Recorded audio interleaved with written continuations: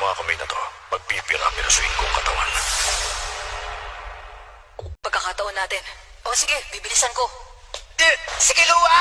Ano bang problema? Ang malas naman! Bakit ba hindi ako nanalo sa laban ko? Tapos na kami nito! Bon, pigilan mo ako. Papanatan ko na yan. Easy ka lang. Hindi pa nga natin alam kung anong paglalabanan eh. Bakit iniisip mong talo na agad tayo? Pero sasabihin ko sa inyo, kung mental arithmetic yan, susuko na ako agad. Oo nga naman! Baka swertein tayo at lampan lang ang makalaban mo. May pag-asa pa! Yung batang yun ang huling miyembro ng grupo nila. Ang sama naman siya pang mabibiktima ng halimaw. Kawawa naman siya. Ang bata pa naman niya. Sa totoo lang, ayoko din sana siyang gamitin pero... Ganon talaga. Walang awa ang Hunter exams. Kapag namatay siya dito, wala na tayong magagawa. Yun ang kapalaran niya. Tatanggalin ko ng fosas.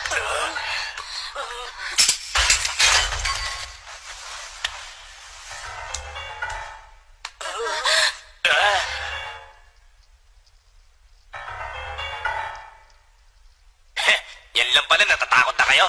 Hoy, wag kang hangal! Ano ba nakakasindak sa maliit na taong to? Mukha siya na pag-ipasa na ng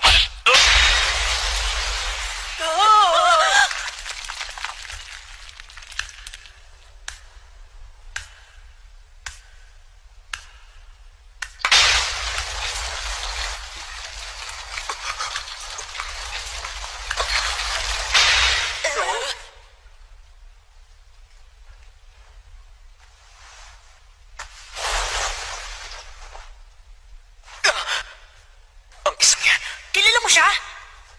I-forfeit na lang natin ang laban. Kilua! Huwag mo na lang siyang labanan. Bakit?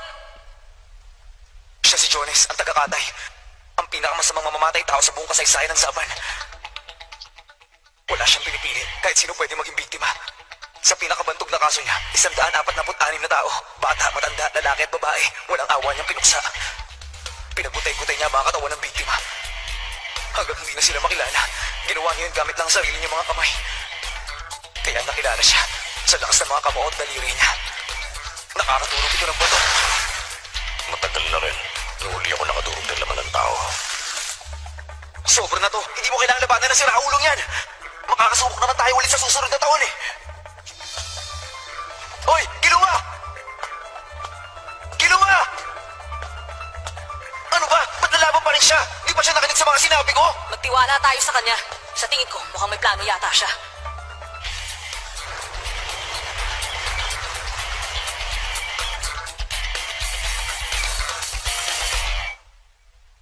Paano mo gusto maglaban? Maglaban? Nagkakamali ka. Walang magaganap na laban, pero tinitiyak ko sa'yo merong mamamatay. Mahigit siyang naraan taon ng sentensya ko. Wala akong pakialam sa exam niyo. Ang tanging gusto ko, marinig kang sumisigaw at nagdurusa. Ganun? Okay. Kung ganun, basta ang mamatay ang siyang talo.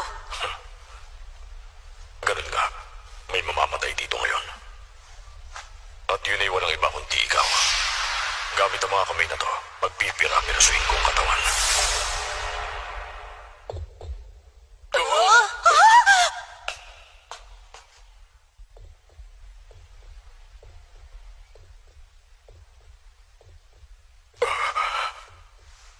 Anong nangyari? Bakit ang lamig?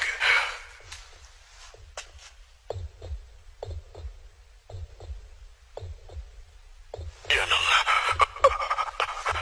Sa akin yan. Ibalik mo sa akin.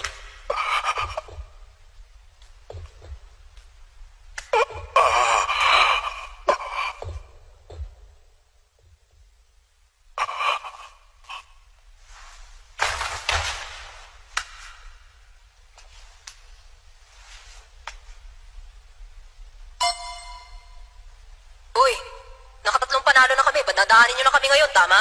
Oo, nanalo kayo kaya pwede na. Nga pala, wala kayong nagawa sa laban kanina. Di man lang kayo nakapagbanat ng buto. Gusto niyo bang makipaglaro sa akin? Hindi, salamat na lang. Sige, sabi mo eh. Sige, Lua. Hindi siya pangkaraniwang bata. Oo nga pala, hindi niyo pa alam. Pilit na pamilya ng mga asan.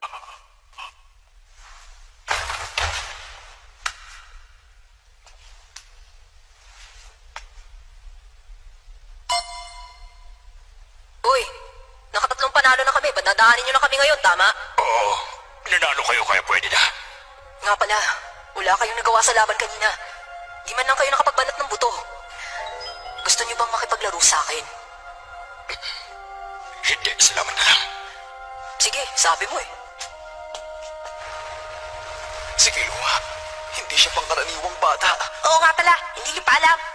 Ang alin? Si Killua kasi, galing siya sa elite na pamilya ng mga assassin. Sa elite na pamilya ng mga assassin? Dito na ako. O bakit? Wala. Ang husay ng ginawa mo.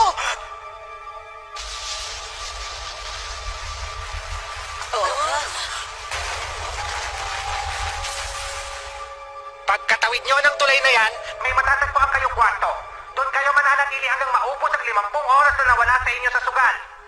O paano? Tara. Oo nga.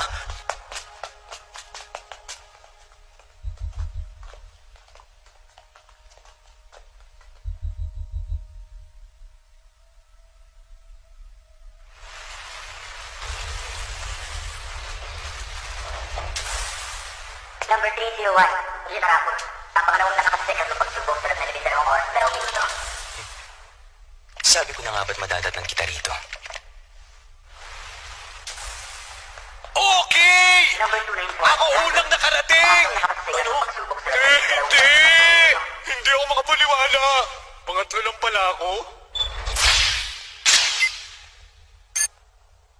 Ay, nakakainis. Kailangan patuloy natin magwaldas na 50 oras sa loob ng kwartong to. Sayang talaga. Killua, pwede mo bang ipaliwanag yung teknik mo sa amin? Teknik ko? Yung ginamit mo para tanggalin yung puso ng mamang nakalaban mo. Yun ba? Hindi teknik yun. Talagang dinukot ko lang palabas yung puso niya. Dinukot mo? Pero ginamit ko to. Sarili kong kuko. Yun nga lang, binago ko lang ng konti. Ang talas! Ang galing! Yung tulad na nakaharap ko kanina, mga amateur lang sila. Dati akong professional assassin. Pero kahit na wala pa rin akong sinabi sa papa ko, kapag siyang gumawa, wala kang makikita kahit isang patak ng dugo. Nakakaginhawang isipin. Swerte kamit nasa panig namin siya. Ano nang gagawin natin? May 2 araw pa tayo dito. Ikaw, ano gusto mong gawin, Killua? Una, halongkatin natin ang buong kwartong to. Baka sakaling may mahanap tayo mga video games. Sige! Ay, mga bata nga naman, walang inaalala. Ay, makakapagpahinga na rin.